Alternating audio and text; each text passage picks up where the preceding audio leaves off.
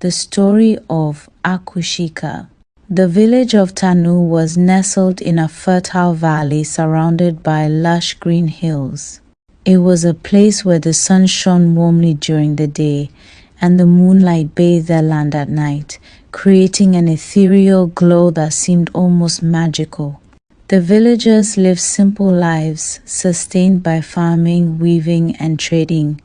They were a close-knit community, united by traditions passed down through generations. Aku Shika was the daughter of Kofi and Ama, two of the most respected people in Tanu. Kofi was a skilled hunter, known for his bravery, while Ama was a healer, whose gentle hands and herbal knowledge saved countless lives. The villagers adored the family, often saying that their home was blessed by the gods. Aku Shika inherited her parents' best qualities, her father's courage and her mother's kindness. But what set her apart was her voice, a melody so pure and enchanting that even the birds paused to listen. Life took a tragic turn when Aku Shika was just 10 years old. A terrible storm ravaged the village, flooding the river banks and destroying homes. In the chaos, both Kofi and Ama perished while rescuing others. Left orphaned, Aku Shika was taken in by her father's distant cousin, Madam Sewa, who lived in the village with her two daughters, Adjoa and Efua. Madam Sewa was nothing like Kofi and Ama. She was bitter and greedy, caring only for her daughters and treating Aku Shika as a burden. From the moment Aku Shika moved into their home, she was relegated to the role of a servant. She fetched water from the river, cooked meals, cleaned the house, and worked tirelessly on the farm. Despite her hard work, Madame Sewa and her daughters never showed her gratitude. Instead, they ridiculed her for her tattered clothes and simple demeanor. Adjoa and Efua, though outwardly beautiful, were vain and selfish. They spent their days admiring themselves in mirrors and gossiping about other villagers. Unlike Aku Shika, they lacked grace and humility. They saw Aku Shika's beauty as a threat and did everything in their power to dim her light. Yet Aku Shika never complained. She endured her suffering with quiet dignity, finding solace in the song she sang while working. Aku Shika's voice was her refuge. When the weight of her chores became unbearable, she would retreat to the riverbank, where she sang to the flowing waters and the swaying trees. Her songs carried the stories her mother used to tell, tales of gods and goddesses, love and loss, and the resilience of the human spirit. The villagers who heard her sing often stopped in their tracks, captivated by the haunting beauty of her voice. One day, an old woman approached Aku Shika as she sang by the river. The woman was frail and dressed in rags, but her eyes sparkled with a wisdom that seemed otherworldly. She asked Aku Shika why she sang with such sadness in her voice. Aku Shika, hesitant at first, shared her story. The old woman listened intently, then placed a gentle hand on Aku Shika's shoulder. "Child, your spirit is strong," she said. "The world may burden you, but your heart remains pure. The gods see your pain and they will not abandon you." The old woman handed Aku Shika a small pendant shaped like a star. "Keep this close," she said. "One day it will guide you to your destiny." Aku Shika thanked the woman and tucked the pendant into her dress. Though she did not fully understand its significance, the old woman's words filled her with a renewed sense of hope. As the years passed, Aku Shika grew into a striking young woman. Her beauty, once hidden by her simple clothes and hard labor, began to shine. Her long dark hair gleamed in the sunlight, and her eyes sparkled like stars. The villagers often whispered about her, marveling at her grace and wondering how someone so kind and humble could endure such mistreatment. Madame Sewa and her daughters, however, grew increasingly envious. They made her chores even harder, hoping to break her spirit. But Aku Shika remained steadfast, her strength rooted in the memories of her parents and the belief that her suffering was not in vain. One bright morning, the village was abuzz with excitement as it was market day. Traders from neighboring villages arrived with colorful fabrics, fragrant spices, and handcrafted wares. The market square was alive with chatter and laughter as children played while their parents bartered for goods. Madame Sewa and her daughters Ajoa and Efua spent hours preparing themselves. Ajoa adorned herself in a bright kente cloth, while Efua layered on gold bracelets and necklaces, hoping to catch the eye of a wealthy suitor. Aku Shika, on the other hand, was ordered to stay home and finish her chores. As Madame Sewa and her daughters prepared to leave, Efua sneered, "Don't even think of stepping near the market, Aku Shika. You'll scare away the traders with your ragged appearance." They left the house laughing, their mocking voices ringing in Aku Shika's ears. Undeterred, she finished her chores quickly and decided to gather herbs by the river for the village healer. The riverbank was her sanctuary, a place where she felt free from her stepmother's cruel words. While gathering herbs, she heard commotion in the distance. Curious, she followed the sound and stumbled upon a young boy crying by the roadside. His cart of yams had overturned, and villagers passed by without offering help. "Don't cry, little one," Aku Shika said gently. She knelt beside him and helped pick up the yams, placing them back into the cart.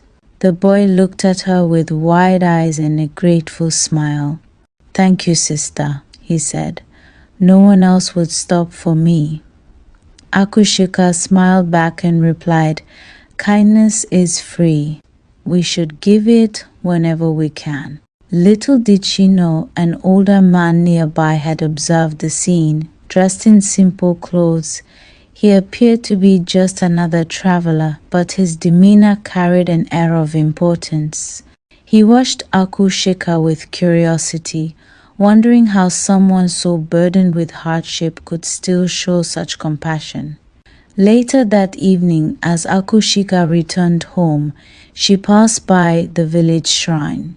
The shrine was a sacred place dedicated to Nyame, the god of the skies. Villagers often left offerings there, seeking blessings for good harvests, health, or protection. Aku Shika knelt before the shrine, her pendant clutched tightly in her hands.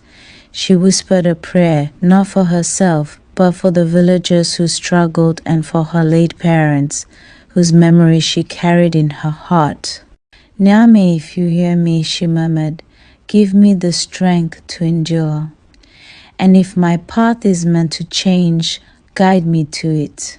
As she stood to leave, the wind rustled the trees, and the faint sound of drumming echoed in the distance. Aku Shika paused, feeling a strange sense of peace wash over her. It was as if the gods had heard her plea. That night, Madame Sewa returned from the market with her daughters, their arms laden with new clothes and trinkets. They boasted about the bargains they had struck and the admirers they had encountered. Aku Shika quietly served them dinner, listening to their stories without comment. Madame Sewa, noticing the pendant around Aku Shika's neck, narrowed her eyes. "Where did you get that?" she demanded. Aku Shika hesitated before replying. "An old woman by the river gave it to me. She said it was a gift." "Give it to me," Madame Sewa said, holding out her hand. "Such a thing doesn't belong to someone like you."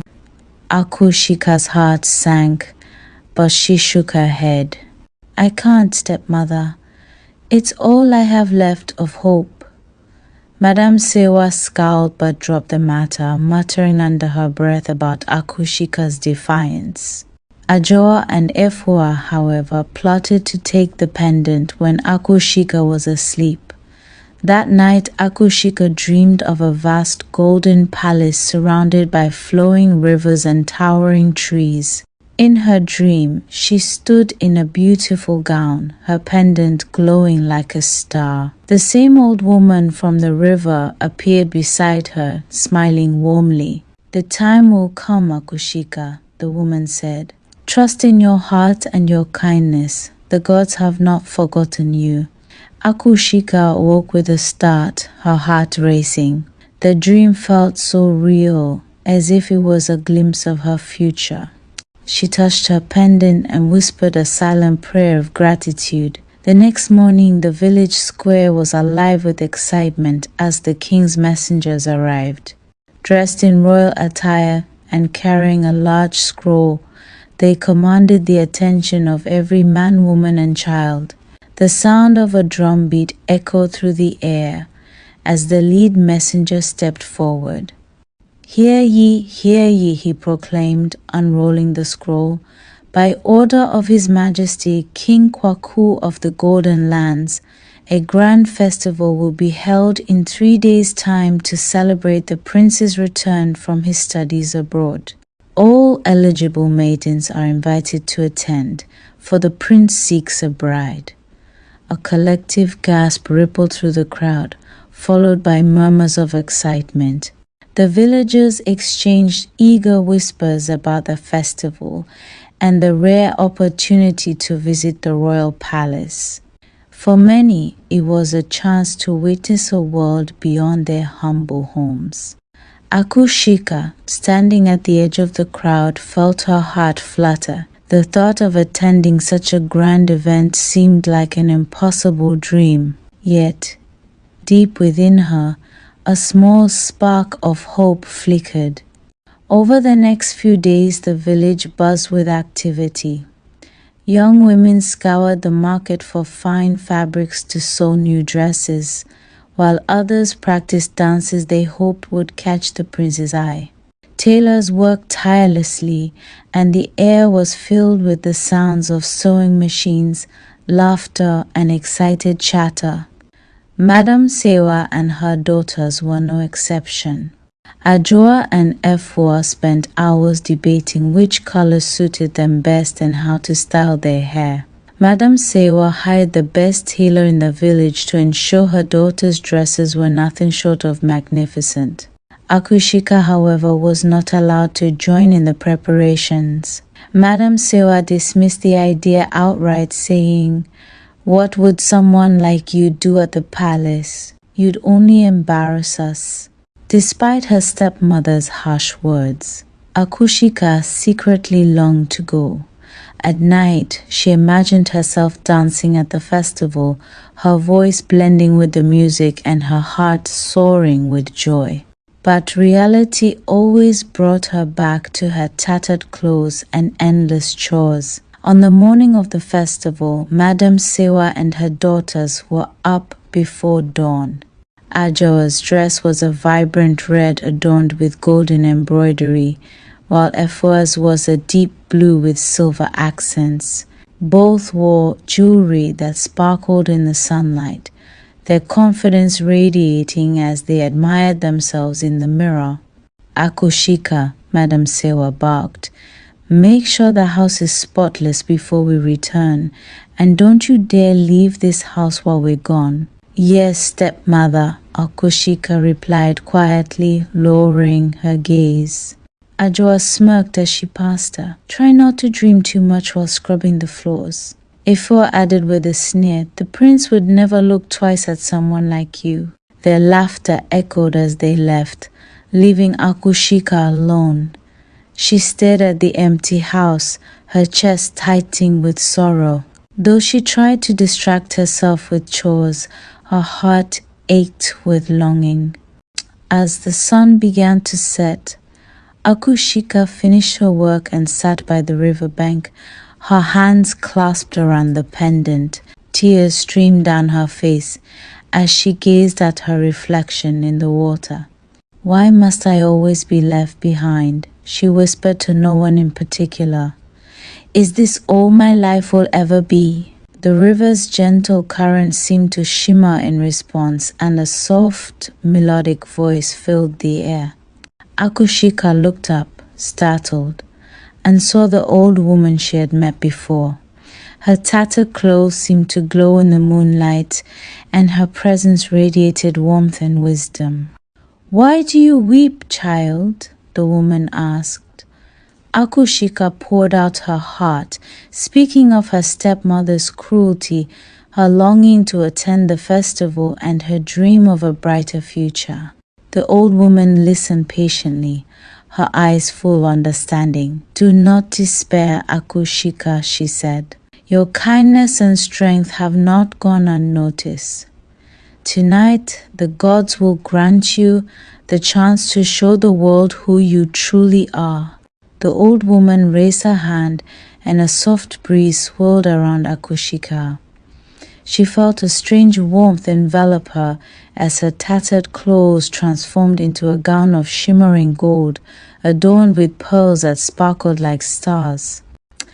Her bare feet were now covered in delicate silver slippers, and her hair fell in perfect waves over her shoulders.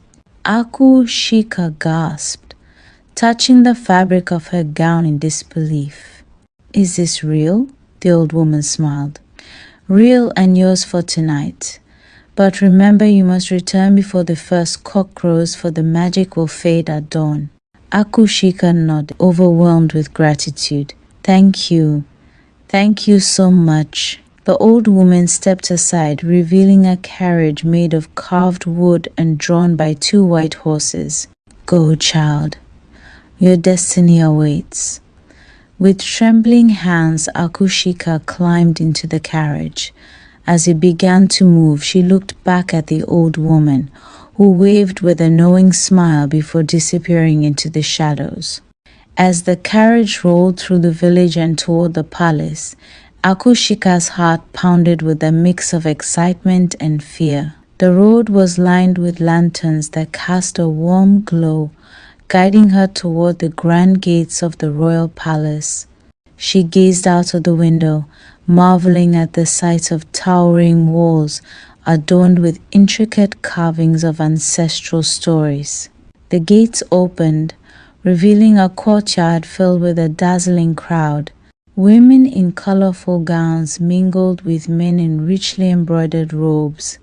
Music filled the air, the rhythm of drums and flutes, weaving a tapestry of celebration. Aku Shika hesitated for a moment, clutching the pendant around her neck. She reminded herself of the old woman's words, "Your kindness and strength have not gone unnoticed." She stepped out of the carriage, and instantly all eyes turned to her. Conversations paused, and the crowd parted as if making way for a goddess. Whispers spread through the gathering like wildfire. "Who is she? Look at her gown, it shines like the sun. She must be a princess from a faraway land." Aku Shika walked gracefully, though her heart raced. She felt like an outsider among royalty, but the way the crowd looked at her made her believe, just for a moment, that she belonged. Inside the grand hall, the festival was even more magnificent. The ceilings were adorned with golden chandeliers, and the walls were decorated with murals depicting the kingdom's history. The air was perfumed with the scent of flowers and incense. Aku Shika stood at the edge of the room, mesmerized by the beauty around her. Then the music paused, and a herald announced, "His Royal Highness Prince Kwabena." The crowd turned toward the grand staircase, where the prince descended. He was tall and regal, his presence commanding yet approachable. Dressed in a navy blue robe embroidered with gold, he carried himself with the ease of someone who had been trained for leadership, but still retained a sense of humility. Aku Shika couldn't take her eyes off him, and it seemed the prince noticed her too. As their gazes met, his steps faltered slightly, and a small smile curved his lips. He made his way directly toward her, ignoring the many eager maidens who tried to catch his attention. "Good evening," he said, his voice warm and inviting. "I don't believe we've met. May I have the honor of your name?" Aku Shika hesitated, unsure if she should reveal her true identity. She finally said, "I am Aku Shika." "Aku Shika," the prince repeated, as if savoring the sound. "It is a pleasure to meet you. Would you care to join me for a dance?" The room seemed to fade away as Aku Shika took the prince's hand. The music began again, softer this time, and the two moved to the rhythm as if they had danced together all their lives. The crowd watched in awe, whispering about the mysterious beauty who had captured the prince's attention. As they danced, the prince asked, "Where are you from? I don't recall seeing you in the kingdom before." Aku Shika replied carefully, "I am from this land, but my life is simple. Tonight is my first time attending such a grand event." The prince studied her face, sensing there was more to her story but deciding not to press. "You carry yourself with grace and kindness, more than I've seen in many who frequent these halls," he said. Aku Shika smiled, feeling a warmth spread through her chest. For the first time in years she felt seen, not as a servant or an outcast, but as someone worthy of respect and admiration. As the night wore on, Aku Shika lost herself in the joy of the festival. She and the prince laughed, talked, and danced, drawing curious stares and envious glances. But as the first cock crowed in the distance, Aku Shika's heart sank. She remembered the old woman's warning, "You must return before the first cock crows, for the magic will fade at dawn." "I must go," she said abruptly, pulling away from the prince. "Wait," he called after her. "Will I see you again?" Aku Shika didn't answer. She turned and ran, her golden gown shimmering as she moved. The prince followed, but the crowd slowed him down. By the time he reached the courtyard, she was already climbing into her carriage. As the carriage sped away, Aku Shika realized with horror that one of her silver slippers had slipped off her foot. She tried to call out to the driver to stop, but it was too late. The carriage vanished into the night, leaving the slipper behind. The prince picked up the slipper, its delicate design glinting in the moonlight. He held it in his hand, determined. "I will find her," he vowed. "No matter where she is, no matter who she is, I will find her." The festival ended, but the story of the mysterious maiden spread throughout the kingdom. The prince's resolve grew stronger with each passing hour, and he devised a plan to find the woman whose foot fit the silver slipper. As the carriage approached the village, the magic began to fade. By the time Aku Shika stepped out, her golden gown had turned back into her tattered dress, and the carriage disappeared into thin air. She hurried home, her heart pounding. Though her magical night had ended, the memory of the prince's kindness and the joy she had felt stayed with her. Back in her small corner of the house, Aku Shika clutched the pendant and whispered a prayer of gratitude. For the first time in her life, she allowed herself to dream that perhaps, just perhaps, her story was not yet finished. The morning after the festival, the prince called an emergency meeting with his advisors and royal messengers. He held the silver slipper in his hand as he addressed the room. "This slipper belongs to the woman I danced with last night," he declared.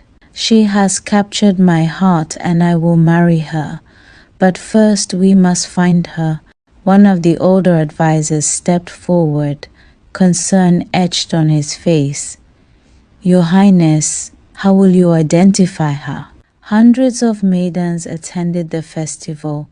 The prince smiled and held up the slipper. "This is the key. No one else will fit this slipper. Send word to every village in the kingdom. The woman whose foot fits this slipper shall become my bride."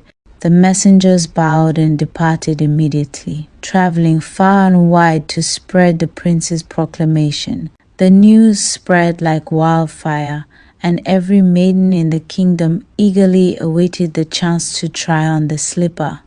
In Aku Shika's village, the news arrived by midday. Madame Sewa and her daughters were overjoyed. "This is our chance," Ajoa exclaimed, clapping her hands. "The prince will surely choose me."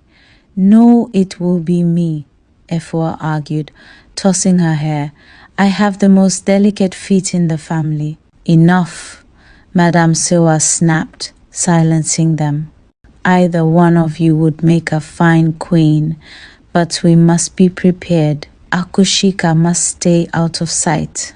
If the prince sees her, he might be distracted by her looks." The stepmother turned to Aku Shika, who had been quietly listening from the corner. "You will remain in the storeroom when the prince arrives. Do you understand?" "Yes, stepmother," Aku Shika replied, lowering her head. But inside her heart ached. She knew the slipper belonged to her, but she felt powerless to claim it. The prince traveled from village to village, accompanied by guards and the royal cobbler who carried the silver slipper in a velvet-lined box. At each stop, young women lined up to try it on, their faces alight with hope. But no matter how many tried, the slipper did not fit. Days turned into weeks, but the prince refused to give up. "She is out there," he told his advisors.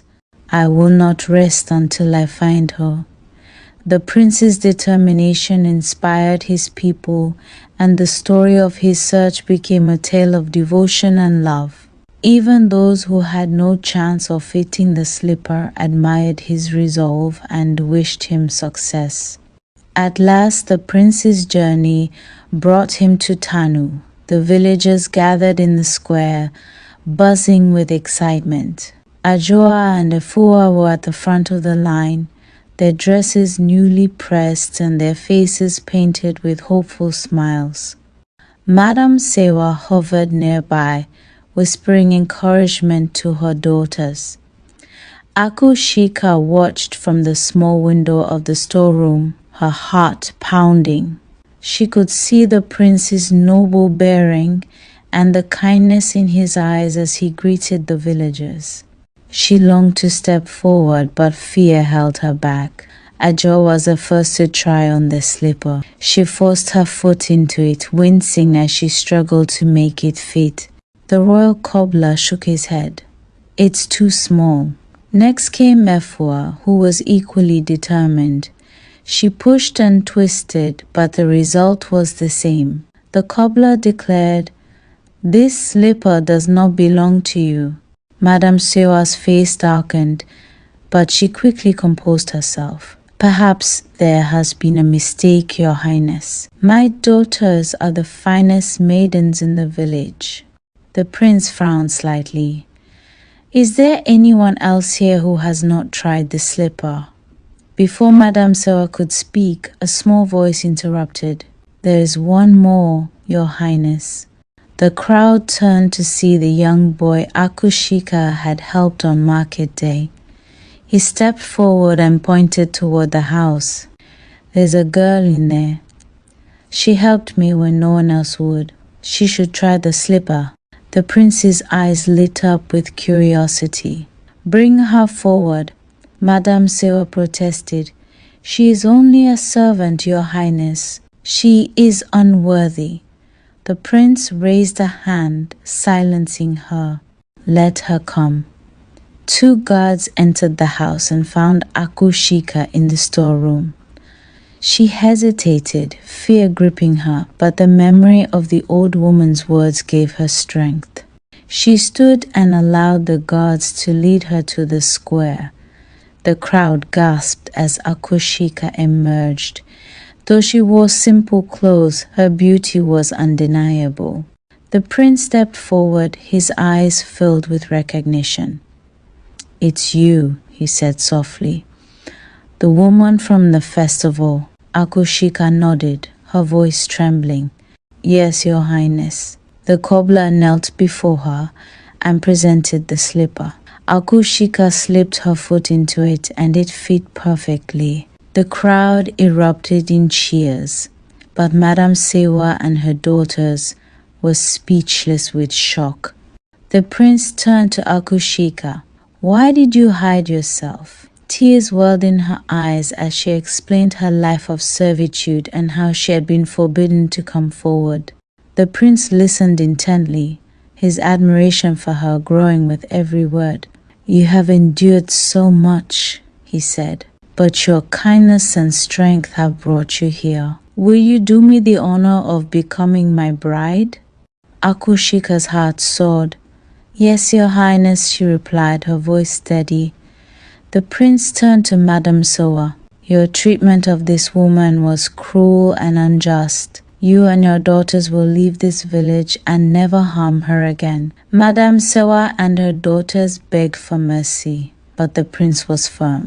The villagers who had witnessed Aku Shika's struggles supported his decision. Aku Shika left the village and traveled to the palace, where she was welcomed with open arms. Her wedding to the prince was a grand celebration, attended by people from all over the kingdom. As she stood beside the man who had searched the entire land for her, Aku Shika felt a sense of peace and belonging she had never known. Though she had once been treated as a servant, Aku Shika became a queen beloved by her people. She used her position to bring kindness and justice to the kingdom, ensuring that no one else would suffer as she had. The day of Aku Shika's wedding dawned bright and clear, as if the heavens themselves were blessing the occasion. The palace courtyard was transformed into a breathtaking scene of celebration. Flowers adorned every surface, their vibrant colors mirroring the joyous mood of the kingdom. Villagers from far and wide gathered, eager to witness the union of the prince and the mysterious maiden who had won his heart. Aku Shika stood in her chamber, her reflection in the mirror almost unrecognizable. She wore a gown of shimmering gold, a gift from the queen herself. Her hair was adorned with pearls, and her pendant, the one gifted to her by the old woman, lay around her neck, its light soft but unwavering.